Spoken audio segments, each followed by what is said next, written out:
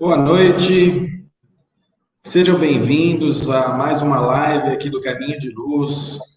Hoje nós estamos com o nosso irmão Delmo Soares, que é lá do Guarujá, que sempre está conosco presencialmente, já esteve também virtualmente e atendeu ao nosso convite de última hora, inclusive, sempre nos auxiliando nesse sentido, porque o irmão que estaria conosco não pôde estar e ele prontamente atendeu o nosso convite, está aqui e com certeza trará para nós uma reflexão muito interessante sobre Jesus na casa de Zaqueu.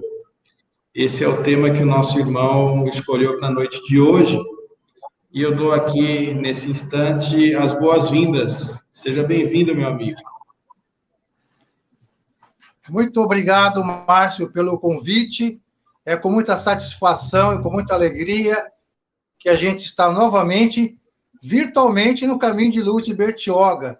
Já visualizo aqui na minha mente aquele salão amplo, repleto de encarnados e desencarnados também, e aquele púlpito ali, que a gente fica ali falando de Jesus. Estou aqui em casa, mas meu coração está aí com vocês. Muito obrigado mais uma vez. Que todos sintam-se abraçados nesta noite, que nós possamos refletir mais um pouquinho sobre o nosso irmão, sobre o nosso amigo, nosso companheiro e nosso mestre Jesus. Muito bom. Eu vou, então, ficar nos bastidores, pedir ao pessoal que está acompanhando para formular perguntas ou alguma consideração que queira fazer, para que depois da sua fala nós retornamos para esse momento de interação, né, de perguntas e de respostas, ao término da sua fala, tá bom? Até daqui a pouco. Tudo bem, Márcio? Obrigado. Então, meus irmãos, é um prazer realmente muito grande estarmos novamente com a oportunidade de falarmos de Jesus, de falarmos do Evangelho do Cristo, estamos refletindo sobre o momento atual, sobre a nossa vida. E antes de entrarmos propriamente no tema que foi proposto, que é Jesus na casa de Zaqueu, durante a tarde, preparando mais uma vez, estudando mais um pouquinho, me veio uma poesia, que é justamente para nós pensarmos no momento que nós estamos vivendo, nessas dúvidas, um pouco de medo, um pouco de incerteza, e a poesia dá um pouquinho de comentários após lê-la, e com certeza vai ser uma excelente introdução para o nosso estudo de hoje, Jesus na casa de Zaqueu, que está no capítulo 16, Ninguém pode servir a Deus e a Mamon, lá no Evangelho segundo o Espiritismo. Então vamos lá. A poesia que chegou em minhas mãos essa noite diz o seguinte: dúvidas não cabem mais. Não temas o nada, pois ele não existe. Tudo vive eternamente na criação divina. Tudo evolui em conhecimento e moral. O ser bruto de outrora, hoje é o sábio. O homem de hoje será o anjo de amanhã. Nada perece, nada se perde, tudo vive, tudo cresce. As dúvidas não cabem mais. Mesmo assim, se teu coração bater descompassado, olhe para a natureza a seu lado, a planta que balança ao vento, o pássaro que ao longe canta, é também prova que a esperança não é mais um talvez, mas sim uma certeza de que tudo que na terra vive não perece, somente o envoltório material, o corpo que vês, este sim volta ao pó e se dissolverá. Mas o ser espiritual, seja homem, animal ou vegetal, prossegue cada vez mais belo por todo o reino de Deus, perene, imortal. Eu não poderia deixar de lado essa poesia, porque ela me chegou justamente hoje à tarde, por volta das 16 horas, e ela nos traz o que a doutrina espírita nos mostra, nos revela, nos ensina através de Jesus, que é justamente essa certeza na vida futura, esse despertar no amanhã em espírito, que todos nós tenhamos essa certeza. Todo animalzinho de estimação, toda plantinha, todo ser vivente na Terra tem o seu duplo etéreo, tem o seu princípio inteligente, seu princípio espiritual, no caso nosso, nosso espírito. E isso é eterno, é imortal. Então, essa poesia, com certeza, vem nos brindar para que a gente consiga ter mais firmeza no nosso propósito de seguir Jesus, compreender a doutrina do Cristo através do Espiritismo e nos dar a certeza que sempre estamos amparados em qualquer momento das vidas, em qualquer dor, em qualquer perda, em qualquer momento, pois sabemos da imortalidade da alma. Cristo venceu o mundo. Sejamos nós também o próximo vencedor e possamos, num futuro que só Deus sabe o momento exato, estarmos rodeados de amigos espirituais que nos precederam nesta jornada ou que nem vieram para esta jornada, que estão lá nos aguardando, vibrando e torcendo por nós. Então, espero que essa mensagem em forma de poesia tenha fortalecido inúmeros corações, principalmente os que têm o conhecimento, ou um pouquinho do conhecimento, assim como eu, da doutrina espírita, dos estudos que foram feitos pelo nosso irmão Allan Kardec. Então, essa foi a nossa introdução. Então, nosso estudo da noite, que também foi preparado já há algum tempo, nesse ano ainda, de 2021, e faltava falar para vocês, aí do Grupo Espírita Caminho de Luz de Bertioga. E ao invés de preparar um tema diferente, o tema que faltava, que é justamente eu. Mas, uma vez antes de falar, de dar essa introdução, vamos voltar lá no princípio do Evangelho, onde vai falar o quê? Vai dar para nós a definição de publicanos, pois nós sabemos que Zaqueu não era só um publicano, ele era o chefe dos publicanos. Então, diz o seguinte aqui no Evangelho, com licença. Chamavam-se assim publicanos na antiga Roma, nos primeiros séculos da era cristã, que assim como os ebionitas, chamavam-se assim na antiga Roma os cavalheiros cobradores das taxas públicas, encarregados do recolhimento de impostos e rendas de toda espécie, seja na própria Roma, seja nas outras partes do império. Eram análogos a cobradores gerais e contratantes do antigo regime, tais como ainda existem em certas regiões. Os riscos que corriam faziam que se fechassem os olhos ao seu rendimento, o que para muitos era produto de cobranças e escandalosos.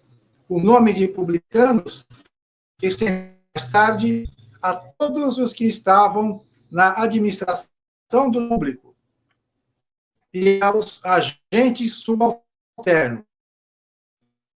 Hoje em dia, toma-se essa palavra em mau sentido para designar bolsistas e negociantes pouco escrupulosos. Disse, às vezes, ávido como um publicano para uma fortuna de procedência.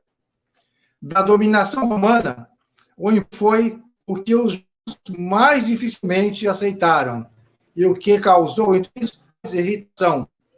Deles resultaram várias revoltas e foi transformado numa questão religiosa porque era considerado contrário. Formou-se até um partido poderoso, em cuja via estava um certo Judas chamado Gaulonita, que apareceu como princípio recusar o imposto. Portanto, os tinham horror ao imposto, e, por conseguinte, a todos os que eram carregados de cobrá-los.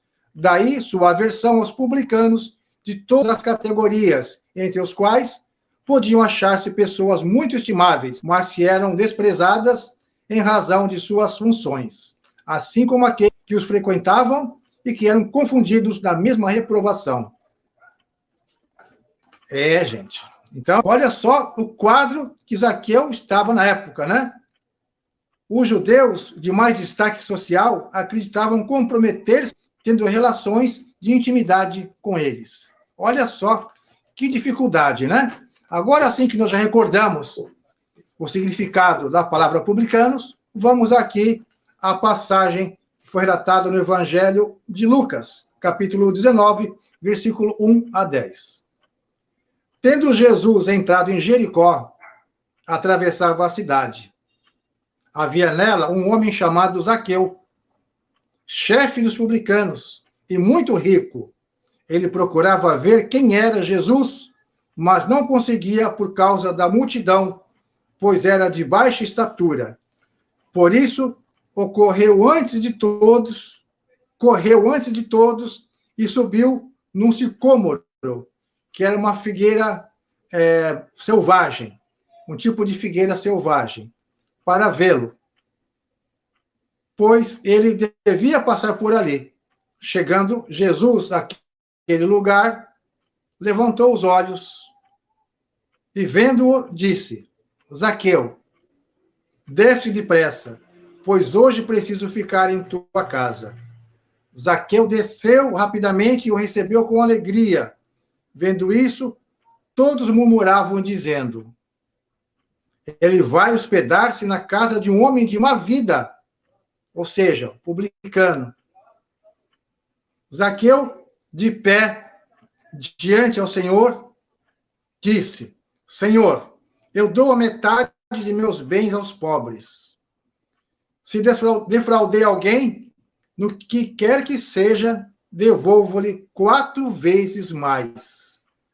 Jesus lhe disse: hoje a salvação entrou nesta casa, porque este também é filho de Abraão, pois o Filho do Homem veio para buscar e salvar o que estava perdido. Lucas, capítulo 19, versículo 1 a 10. Olha só o quadro, né, da época. A cidade era uma cidade de comércio, uma cidade portuária. Então, uma cidade que tinha muito comércio e muita renda. E Zaqueu, ele era o quê? O chefe dos publicanos, o encarregado de fazer todas as cobranças. E os judeus, seus compatriotas, o detestavam, porque pagar imposto para judeu, ainda mais para Roma, e ter um patrício deles, o Zaqueu, no caso, que era judeu, fazendo cobrança para o Império Romano, e ainda tendo a desconfiança de enriquecer ilicitamente, cobrando demais. Olha só o quanto de desprezo que eles tinham. E Zaqueu era um homem rico, mas ele, ouvindo falar tanto de Jesus, ele começou a despertar a curiosidade, assim como nós hoje despertamos a curiosidade. E ele resolveu buscar conhecer o mestre. Apesar de sua posição, não se envergonhou. Ele foi atrás, foi buscar o encontro com o mestre, porque ouvia falar dele, que ele fazia muitas coisas, milagres, fazia curas, e falava tão bem do reino dos céus, falava tão bem do futuro, e ele queria saber quem era esse Jesus. Então ele resolveu ir atrás, e foi atrás, não mediu esforços, ele transpôs obstáculos físicos também e morais, ele subiu numa árvore por causa de sua baixa estatura para encontrar Jesus, para ver Jesus. E Jesus, na verdade, já estava procurando por Zaqueu, porque ele mesmo diz aqui no final que ele veio para buscar quem estava precisando, quem estava perdido. Está aqui, ó, no finalzinho. O Filho do Homem veio para buscar e salvar o que estava perdido. Então ele já tinha na sua listinha lá Zaqueu. E Zaqueu achava que estava escondido de Jesus. Ele quis se mostrar para Jesus e ficou assustado. Quando ao passar por debaixo da árvore, Jesus parou, olhou para cima ali e falou: Zaqueu, desce. Vem ter comigo que hoje eu preciso conversar com você e vou jantar e pousar na sua casa. E Zaqueu ficou abismado. Como que Jesus, que eu nunca ouvi, nunca olhei nos olhos dele, sabe meu nome? Como ele sabe, como ele vai pousar na minha casa? E rapidamente, Zaqueu desceu, se prostou ali ao lado do mestre e rapidamente foi para sua casa, recebendo o mestre da sua casa. E aquelas pessoas que estavam ao lado de Jesus, sabendo que ele era um publicano, veio aquela famosa fala, né? Mestre, o senhor vai se hospedar na casa de um homem de má vida? Olha só o preconceito. Mas quem é que precisava de remédio? Quem é que precisava ser salvo? As pessoas que agiam de uma forma ainda equivocada. E Zaqueu já estava se esforçando para se melhorar. Tanto é que, segundo algumas obras, Zaqueu já fazia caridade. Zaqueu já doava algumas coisas assim, além de fornecer também trabalho, emprego, ele também fazia a sua parte. Só que quando ouviu falar de Jesus, aquilo foi o ápice para a sua transformação. Tanto é que depois que Jesus estava ali ouvindo Zaqueu, vendo o interior de sua casa, as pessoas ali para fazer a refeição, Jesus olhou para Zaqueu, Zaqueu olhou para Jesus e foi automático: Senhor, a partir de hoje, vou dar metade dos meus bens aos pobres. Metade. E se por acaso eu fiz mal para alguém, se eu roubei alguém, se eu defraudei alguém, eu vou restituir 4 vezes mais. Que coragem Zaqueu teve, né? Podemos dizer que Zaqueu, olhando para Jesus, na sua frente, não tinha como falar outra coisa, a não ser realmente render-se ao amor, render-se àquela energia, àquela fraternidade. E não tinha como falar que não ia se transformar. Mas, com certeza, já que eu já vinha pensando em se transformar, já vinha pensando em fazer o quê? A sua transformação em relação ao seu semelhante. Só que aquele momento do seu encontro com Jesus foi o ponto, a gota d'água que faltava para ele realmente abraçar com as 2 mãos a caridade, o amor, o arrependimento e o ressarcimento. Porque não basta apenas se arrepender, pedir perdão, precisa reparar o mal que foi feito. E nessa noite, Zaqueu foi resgatado por Jesus. Jesus falou ali, nesta noite, a salvação entrou nesta casa, porque Zaqueu também é filho de Abraão.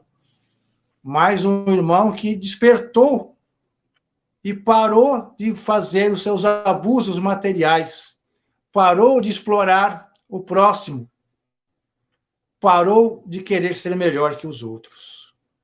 A coragem que Zaqueu teve naquela noite é invejável. Qual de nós teria essa coragem de correr atrás de Jesus atrás dos seus ensinamentos, porque o Evangelho de Jesus representa o Cristo para nós. Nós não queremos, assim como Zaqueu, que Jesus venha até nós em espírito e verdade, pessoalmente, para nos despertar, porque o seu Evangelho já é o suficiente.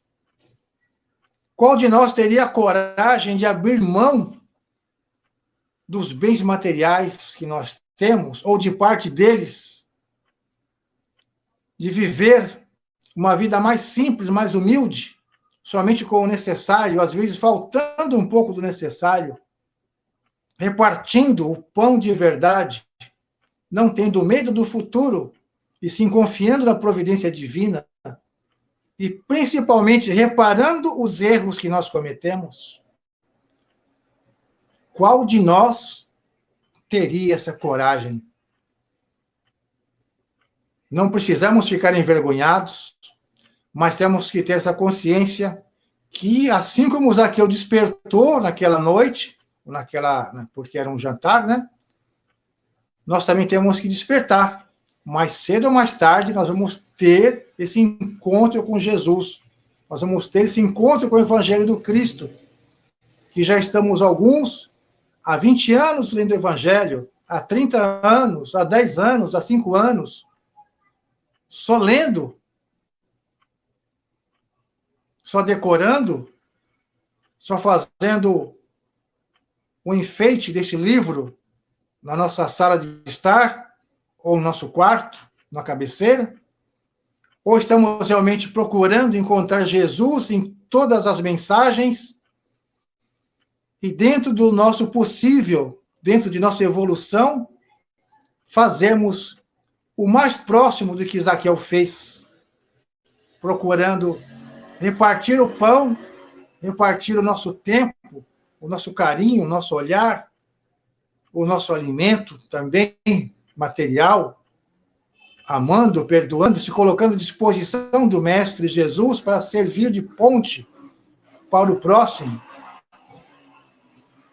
Essa é a tarefa de todo cristão, é o objetivo de todos nós que nos dizemos espíritas cristãos, que estamos no Evangelho de Jesus há tanto tempo.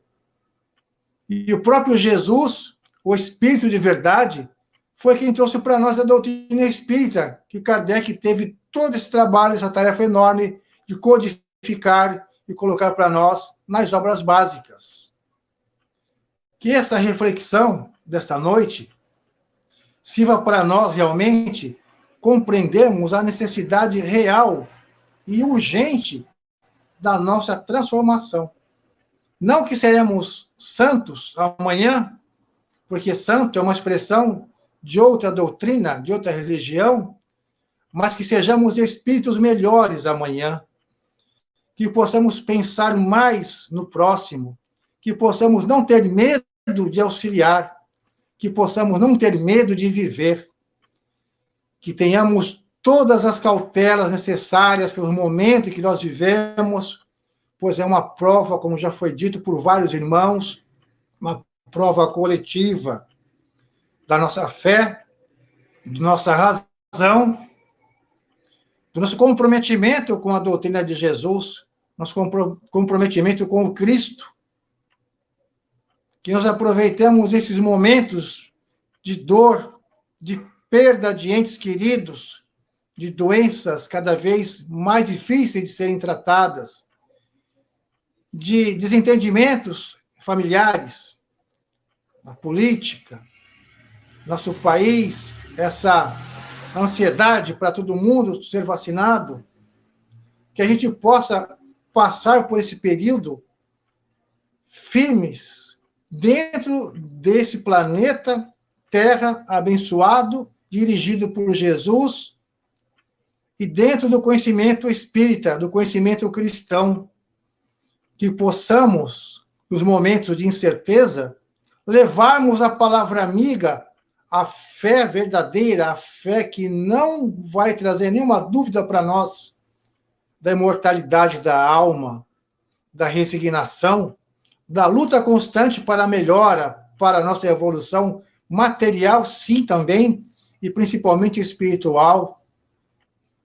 o desapego dos bens materiais, quando nós não pudermos tê-los em abundância, ou na quantidade que estávamos acostumados, a não reclamarmos tanto. Meu pai, já desencarnado há muito tempo, dizia um ditado que não era espírita, mas cabe bem para o dia de hoje, que falava assim: não reclame quando você estiver somente banana para comer, porque quando você, que antigamente o pessoal era um pouco mais educado, mais mal educado, jogava a casca fora, né? Hoje não. Porque quando você jogar a casca fora, se você olhar para trás, vai ver alguém dando graças a Deus, pegando aquela casca e se alimentando dela.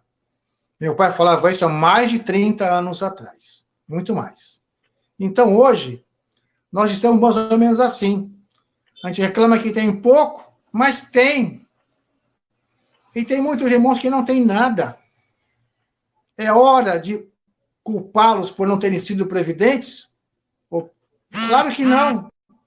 É a hora de nos unirmos e auxiliarmos cada vez mais dentro da medida do possível que nós temos nossa capacidade.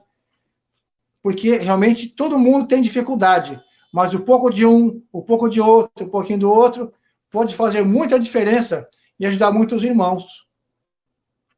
Então, essa coragem que Zaqueu nos chama, nós precisamos, primeiramente, reconhecer nossos erros, nossos enganos. Nós precisamos reconhecer que somos falhos para chegarmos a ter essa coragem que Zaqueu teve. Essa coragem de chegar e reconhecer Jesus como o nosso irmão, nosso mestre, nosso guia, que nos traz os meios da nossa elevação espiritual, através do desapego, através do perdão, através do amor, através de todos os seus ensinamentos. O famoso BIP, que o pessoal costumou, que é o benevolência, indulgência, perdão das ofensas. Reconhecer que nós erramos, somos seres falhos, porque se nós nos acharmos perfeitos, vai ficar difícil para a gente evoluir, porque perfeito falta muito. Perfectibilidade relativa, mas ainda falta muito, muito mesmo. Mas estamos caminhando. E além de reconhecer nossos erros, precisamos reparar as faltas que nós reconhecemos, de preferência ainda nessa encarnação. Porque o próprio Jesus recomenda para que nós, antes de fazermos nossa prece, ou nossa oferenda, ou nossa oferta, que possamos chamar nossos irmãos em particular, aquele que nós temos algo para acertar, e acertar em particular com ele. Se conseguirmos acertar, teremos ganho um irmão. E depois, sim, que possamos ir até o altar e fazer a nossa prece, ou a nossa oferenda, a nossa oferta. E pedir o perdão verdadeiro. Reparar a falta e pedir o perdão verdadeiro. O perdão verdadeiro que nós ainda estamos exercitando. Estando fora do que nós nos comprometemos, mas o perdão também remete àquela passagem que Jesus estava caminhando com Pedro, e Pedro questiona Jesus: Mestre, quantas vezes terei que perdoar o meu irmão? 7? 7 vezes? 70 vezes 7?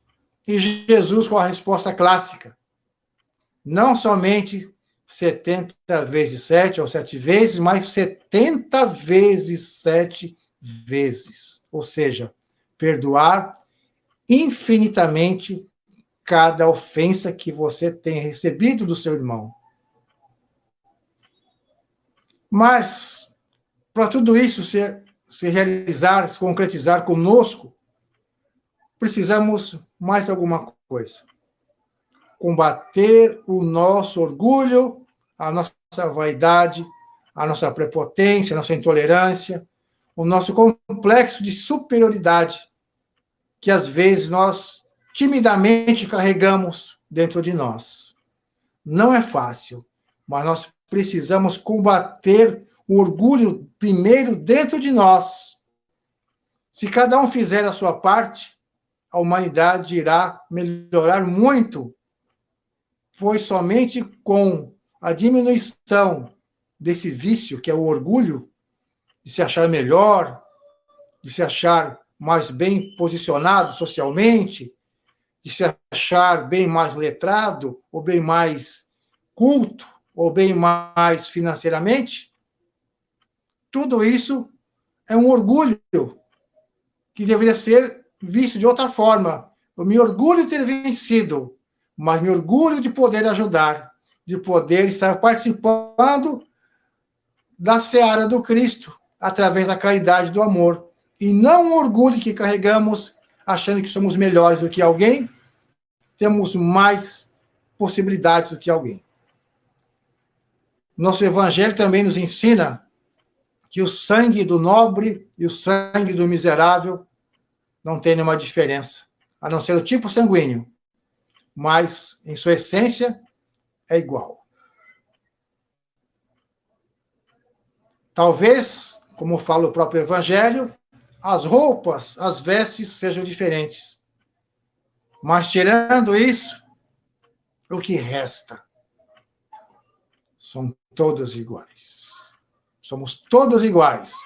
Somos criados por Deus, espíritos simples e ignorantes, para traçarmos a nossa caminhada e evoluirmos de acordo com a nossa vontade em perseverar no bem. As nossas escolhas é que vão alavancar ou atrasar a nossa evolução. Combater o nosso orgulho. Pensem bem. Reflitam ao dormir e vejam se não existe nenhuma sementinha de orgulho ainda querendo brotar no vosso coração para que realmente seja combatido. Combatido com vontade, pois o orgulho é o ópio da humanidade. O orgulho é a chaga que destrói qualquer coração. O orgulho e a vaidade são sentimentos contrários ao amor e à caridade. Portanto, nos esforcemos ao máximo para combater sentimentos dentro de nós, reconhecendo a nossa igualdade, e precisamos aprender a viver em sociedade, em amizade, no casamento, com a família, no trabalho. Precisamos aprender a viver, amar, perdoar, ser felizes, participar da vida, não ficar somente reclamando, ficando com aquele semblante tristonho, ou aquele semblante de raiva, de tédio, de medo. Às vezes você cruza com pessoas pela rua, agora nem tanto, porque a máscara ajuda a cobrir esse semblante. Mesmo assim, você percebe somente pelo olhar e pelo senho da pessoa que ela está mal-humorada, ou que ela está com raiva, ou está com medo, o olhar. E agora nós temos que exercitar o olhar. Através do olhar, nós podemos sorrir, podemos dar bom dia, podemos mostrar alegria, tristeza, medo. O olhar. E essas pessoas que ainda carregam no semblante essas contrariedades, esse desgosto pela vida, descontentamento, só tem a perder e a sofrer, porque vão estar alimentando dentro do próprio ser essa condição de energia mais baixa, mais densa. E, além do mais, permanecendo mais tempo nessa zona de desconforto, atraindo para si situações igualmente desconfortáveis e também amigos, ou melhor, espíritos desencarnados que também estão nessa faixa de vibração. Portanto, sejamos alegres, sejamos confiantes, sejamos felizes, oremos sempre para o próximo, para a situação que nosso planeta está passando, para as dores, para as famílias, para os conhecidos, amigos. Antigamente, a gente ouvia dizer um velho chavão de quem não era espírita, das pessoas que duvidavam, falavam assim: olha, até agora ninguém voltou para dizer como é que é a vida após a morte. Allan Kardec mostrou que não é bem assim, através de várias obras, inclusive o Céu e o Inferno, que tem a situação de vários espíritos, depoimentos dados por eles da sua situação após a morte, sem contar várias obras da coleção do Chico Xavier e a nossa própria experiência nas casas espíritas durante a doutrinação. Então, vem sim falar como é que é. E da mesma forma, quando começamos a passar pela pandemia, muitos irmãos duvidavam que ela existia e falavam assim: você conhece alguém, por acaso, que desencarnou, que morreu de Covid? Isso é tudo conversa fiada. O pessoal falava isso, não falava? Agora não. Agora acredito que todo mundo conhece alguém, amigo ou da família, que desencarnou motivo Covid, pela pandemia. Então, nós não temos mais que duvidar que é uma grande realidade a situação que nós passamos. A doença que passamos no momento requer, sim, todo o cuidado, o distanciamento social, torno a falar para reforçar para todos nós, o uso da máscara, álcool gel, o conhecimento, a melhor arma para o combate à pandemia. E mesmo assim, estamos sujeitos a contrair, por um pequeno descuido, a famosa doença. E temos aí o quê? A fé, a resignação e a certeza de que, mais cedo ou mais tarde, todos nós estaremos voltando para o nosso lar verdadeiro, o plano espiritual. E como vamos voltar? Através de uma doença coletiva? Não sabemos. Através de ter escorregado numa casca de banana e batido a cabeça na guia? Não sabemos. Através de um acidente de automóvel? Não sabemos.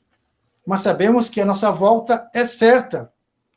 Por isso que nós temos a doutrina espírita nos consolando, nos mostrando que nós precisamos e devemos fazer para passar por essas provas, que ainda estamos mais para provas e expiações do que outra coisa. Essa fé que falta em muitos de nós, essa certeza do amparo de nosso irmão Jesus, de nossos amigos espirituais, a certeza de que tem um anjo guardião ao nosso lado, a certeza que existem espíritos familiares ao nosso lado, e saber que a morte é uma realidade, mas a morte do corpo físico.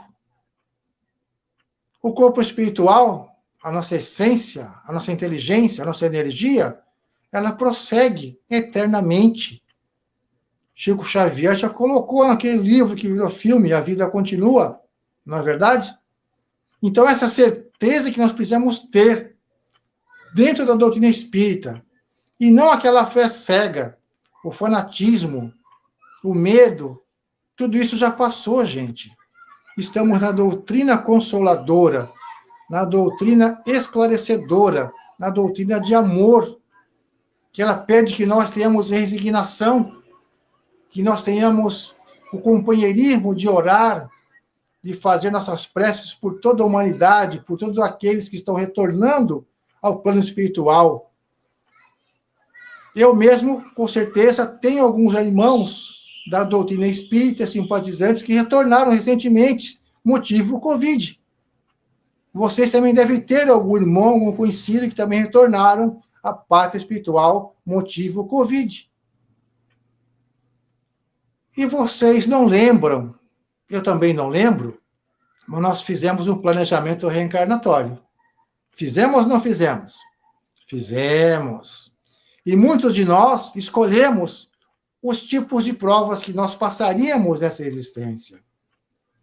E quando estávamos para reencarnar, nosso anjo guardião chegou assim, ó, nosso ouvido, e falou: Delmo, Márcio, vocês vão querer agora mesmo? Tá tudo maravilha, mas no ano de 2020, finalzinho de 2019, vocês vão estar lá ainda trabalhando para Jesus.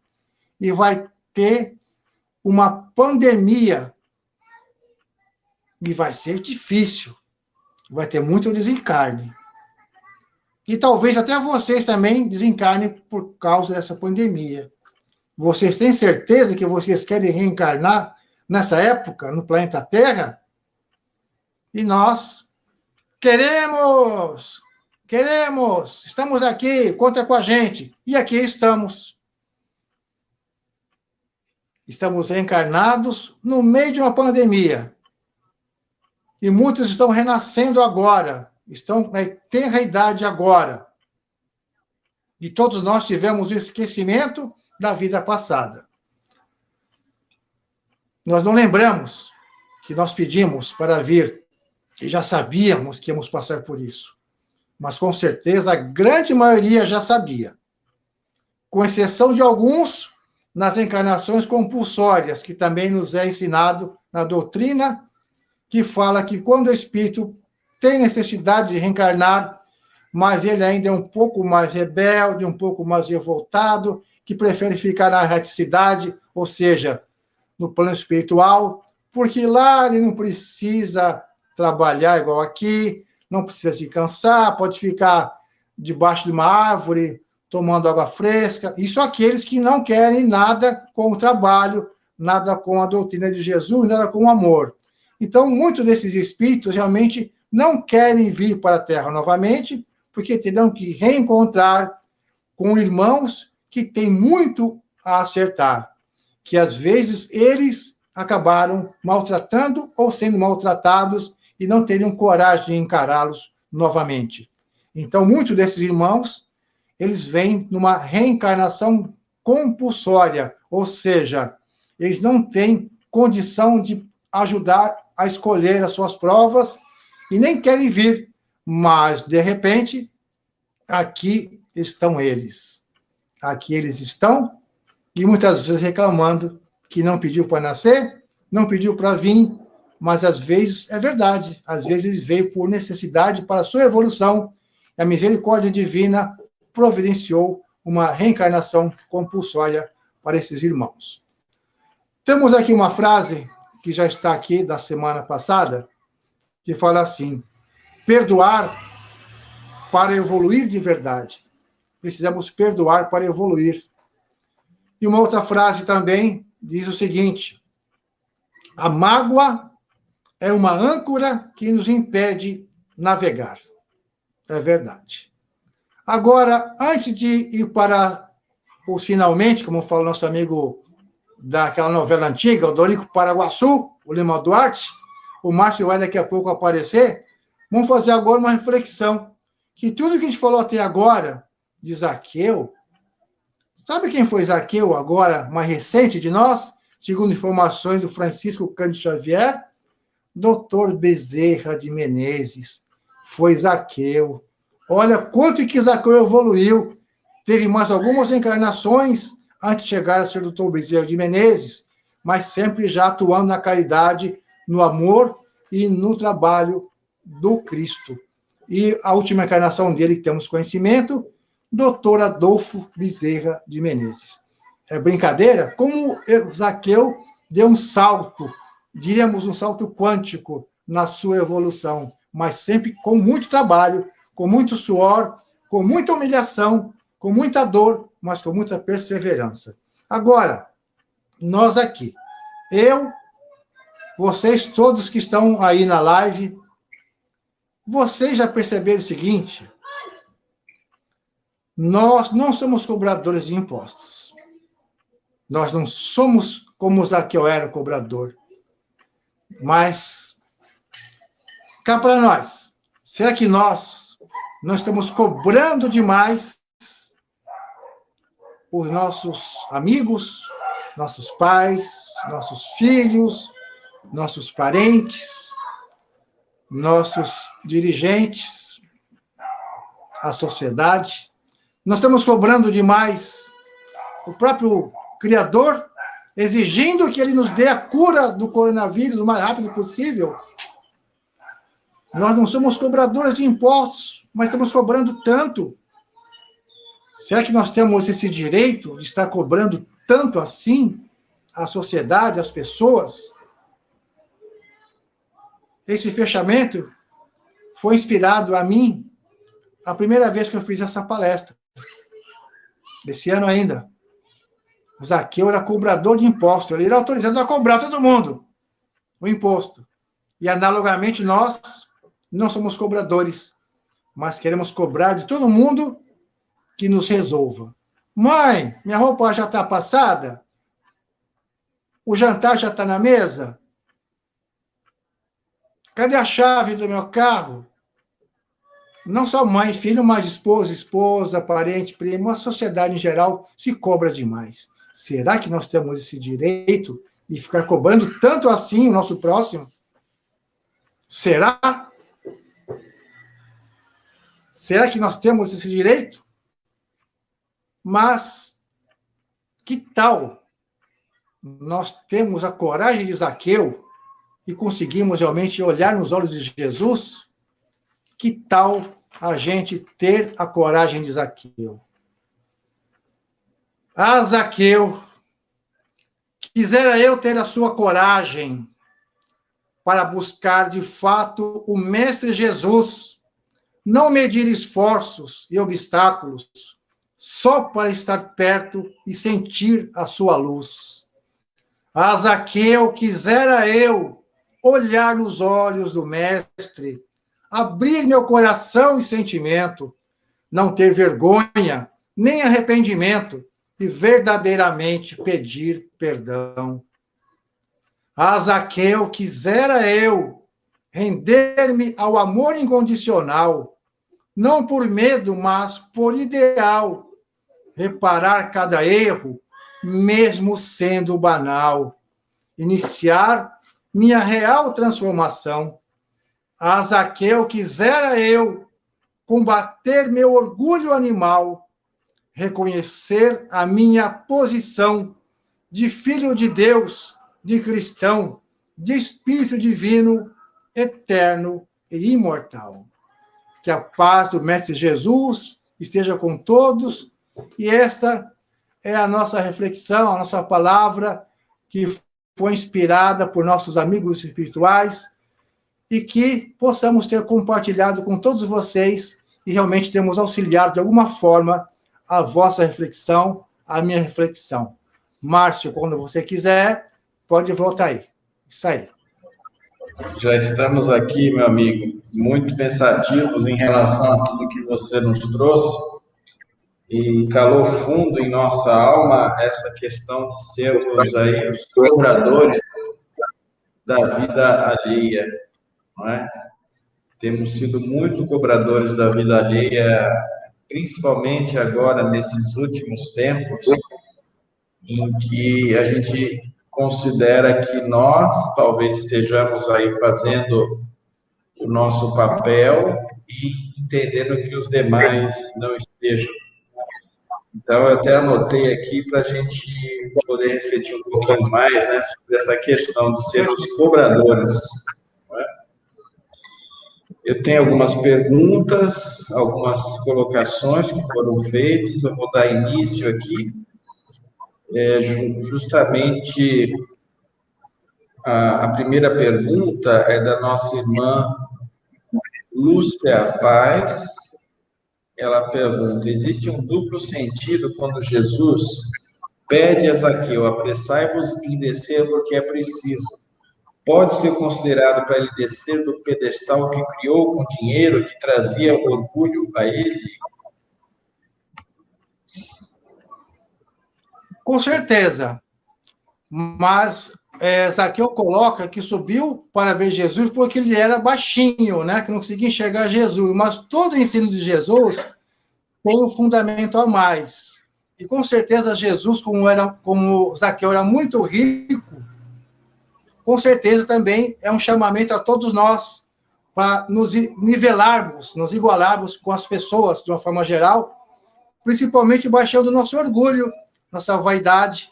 Então, a Bíblia e o Evangelho têm interpretações realmente fantásticas, porque de acordo com a situação que você passa, você vai enxergar o remédio que você precisa.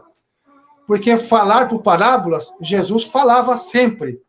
Então, não ia falar simplesmente, Zaqueu, desce daí. É claro que tinha um ensinamento a mais embutido nessa fala de Jesus. e com certeza essa observação dessa irmã foi muito bem colocada e com certeza serve para nós imaginarmos descer na gíria, né? Descer do salto alto, das tamancas, né? Usar a sandália da humildade e nos colocarmos no mesmo patamar que o nosso irmão. Só enxergando o nosso irmão por igual é que nós vamos conseguir realmente entender o que é o amor. Fora isso, descer, ajudar e continuar com o narizinho empinado, não vai resolver nada. Com Jesus, com certeza, deu esse ensinamento também, e muitos outros que a gente vai acabar percebendo de acordo com nossa necessidade. Exatamente. Mais uma... Eu vou juntar agora uma frase que ela fez, a própria Lúcia fez aqui mais adiante, com uma outra também da Marília Fonseca. Então, fazer uma pergunta aí para você, né? A Lúcia colocou assim: aí quando ele abriga Jesus, ele se arrepende, retoma a consciência dos maus atos que praticava, extorquindo pessoas pobres através da cobrança indevida de impostos. Aí, a seguir, a Marília coloca assim: nenhum arrependimento é genuíno se não apresentar uma reforma como resultado. Isso ela coloca que está em O Libertador, capítulo 61. Eu te pergunto, a transformação de Zaqueu se deu de forma instantânea ou a salvação chegou para ele assim a partir do momento que Jesus estava ali na casa dele, ou ele teve algo mais nessa transformação que foi feita? Meu caro amigo Márcio, nem o leite é instantâneo hoje em dia, né? Se você pega o leite instantâneo, ele vai fazer umas pelotinhas lá e não vai ser instantâneo. Tudo é trabalho árduo, suado, constante, perseverante. Lembra que quase no final, eu disse que Dr. Bezerra de Menezes foi Zaqueu. Só que de Zaqueu até Dr. Bezerra de Menezes aconteceram de 2, 3 ou mais reencarnações que foram conhecidas através da mediunidade de Francisco Cândido Xavier. Ele tomou a decisão: não vou beber mais, não vou fazer umas coisas erradas. Mas dali para adiante, ele tinha que mostrar para ele mesmo que ele ia começar a fazer o que ele se propôs. Por isso que Kardec perguntou uma vez aos espíritos se nós erramos muito. Não recordo a questão. A resposta foi: vocês erram constantemente a todo instante. Mas se você tem a vontade de começar a sua transformação, já é o primeiro passo. Mas com certeza, Zaqueu não virou santo da noite para o dia, assim como Saulo de Tarso também não virou Paulo da noite para o dia. Eles apenas reconheceram, naquele momento, a necessidade urgente da transformação, tocados pela energia de amor de Jesus, envergonharam-se dos seus atos e começaram o trabalho de reforma, o trabalho constante de burilhamento do ser. Assim, nós também, quando reconhecemos um defeito nosso, não é pelo fato de irmos numa palestra espírita ou fazer uma excursão a uma cidade religiosa que estaremos já curados de nossos males.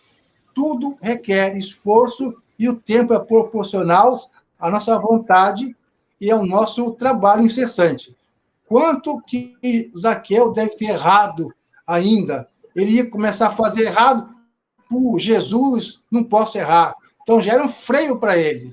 Assim como algumas religiões servem de freio para más ações, você tendo esse contato com Jesus, com certeza o maior freio para você continuar praticando o mal que você fazia. Com certeza, a evolução não dá saltos da natureza, e nós somos parte da natureza, também não existe saltos nem milagres. Beleza, meu irmão? Requer nosso esforço, basicamente, requer nosso esforço. E como o Zaqueu se esforçou, né? Porque nós entendemos aí o salto que ele deu na sua evolução sobre o seu próprio mérito, com certeza, né? Mais uma pergunta da Marília agora, que é bem interessante aqui. Ela pergunta assim: como ajudar uma pessoa prepotente e orgulhosa a subir na árvore? Digo isso porque entendo que é preciso subir na árvore para descer com o Cristo. o comecinho da pergunta eu não peguei muito bem. Dá para Como repetir o ajudar comecinho? Como ajudar uma pessoa prepotente e orgulhosa a subir na árvore? Digo isso porque entendo que é preciso subir na árvore para descer com o Cristo. Olha, eu entendi. A Marília Fonseca. Marília, se você não quiser ser ajudada, nem Jesus vai te ajudar. Então, muitas vezes, a gente vai numa religião, se sente muito bem e quer ajudar as pessoas. Mas você já perguntou para essa pessoa se ela quer ser ajudada? Porque para ela pode estar muito bom ser orgulhosa, para ela está certa. Então, não adianta de querer transformar ninguém, querer ajudar ninguém, se essa pessoa não quiser ajuda. Lembra quando Jesus falou também numa passagem para não dar pérolas aos porcos, porque eles não saberiam o que fazer com as pérolas? Você só pode orar, fazer preces, de vez em quando convidar essa pessoa a ir numa casa espírita, de vez em quando dar um livro de presente para ela, mas não tem como obrigar ninguém a se transformar.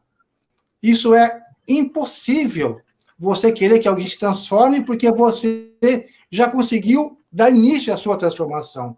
Nós desejamos muito, principalmente quando é um ente querido, quando é o pai, uma mãe, um filho, mas cada um tem o seu momento. O que você pode continuar fazendo é orando por ela, colocando ela no livro de preces, onde você for, e pedir para Jesus que amasse o coração dela, que o tempo vai surgir. Não adianta você querer acelerar o tempo. Cada um tem seu tempo. Infelizmente, é difícil ver pessoas assim, principalmente quando são do nosso círculo familiar. Mas nós nada podemos fazer a não ser orar por elas. E que no tempo certo, elas vão sentir um chamamento íntimo, só para elas. E, de repente, vão estar ao seu lado, distribuindo, quem sabe, alimento aos pobres, entendendo melhor o que é o amor e a caridade. Nós agradecemos, eu deixo aqui a mensagem da Maria do Carmo, em sinal de todos nós aqui presentes. Gratidão, amigo Delmo, ela colocou aí. É isso que nós sentimos, porque, na verdade, nós já somos praticamente irmãos aqui, já estamos juntos nessa caminhada há bastante tempo, e conto sempre com a sua presença, suas reflexões, e nós agradecemos por mais uma noite de reflexões, de aprendizado. E deixo para você, então, algumas palavras que você queira deixar para nós, já indo para o término da nossa live. Eu que agradeço ao Márcio, ao pessoal todinho aí da direção da Casa Caminho de Luz, Bertioga. Realmente, aquela estrada lá de moto, nunca mais, mas de ônibus a gente vai ainda, se Deus quiser, porque é um caminho meio complicado, mas é muito gratificante estar com vocês.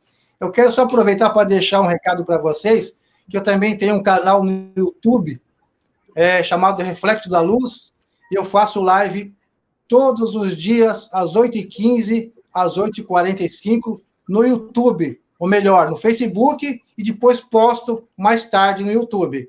Então, quem quiser assistir no Facebook, ao vivo, às 8h15 diariamente, um pouco do Evangelho e um pouco de estudo do Livro dos Espíritos. Fica o convite para quem quiser participar, vai ser um prazer ver vocês lá, subindo as mãozinhas, os coraçãozinhos, positivinho, porque é muito importante a gente estar divulgando a doutrina de Jesus. Porque hoje mesmo eu ouvi um trechinho de uma palestra do Haroldo, falando assim, ele lia um livro que é um dos livros mais recentes, que acho que é do Chico, eu não sei, que falava assim, enquanto houver uma lágrima no planeta Terra, enquanto houver algum irmão passando necessidade ou sofrimento, o Evangelho ainda não cumpriu o seu papel. Só que reflexão importante que Haroldo deixou para nós, através desse livro. Enquanto houver uma lágrima na terra, enquanto houver uma pontinha de orgulho ou de alguém que não seja melhor do que alguém, o Evangelho ainda não cumpriu o seu papel. Então, portanto, nós somos os divulgadores da doutrina de Jesus, do Evangelho do Cristo. Então, eu convido a todos vocês a participarem desse Evangelho, a estarem também partilhando com seus amigos, e toda vez que tiverem oportunidade, fale alguma coisa de bom. Porque de palavras ruins, de negativismo, o mundo já está cheio e não precisa de mais nada. Deus abençoe a todos vocês. Eu fiquei muito feliz por participar mais uma vez com vocês e que estamos aqui à disposição para qualquer oportunidade que precisar. Estamos aqui para falarmos de Jesus, refletirmos um pouco, aprendemos um pouco, porque ninguém sabe nada. Somos todos caminhantes, estudantes, repetentes. Estamos aqui mais uma vez fazendo a lição de casa. Obrigado, Marcião. Obrigado a todos e até a próxima oportunidade. Agradeço mais uma vez, deixo aqui o abraço fraterno e agradeço a todos também que estiveram conosco nesse tempo, nesse momento de aprendizado aqui, e agora é o momento de dizer adeus, até daqui a pouco, até uma próxima oportunidade. Tchau, tchau para vocês, até mais.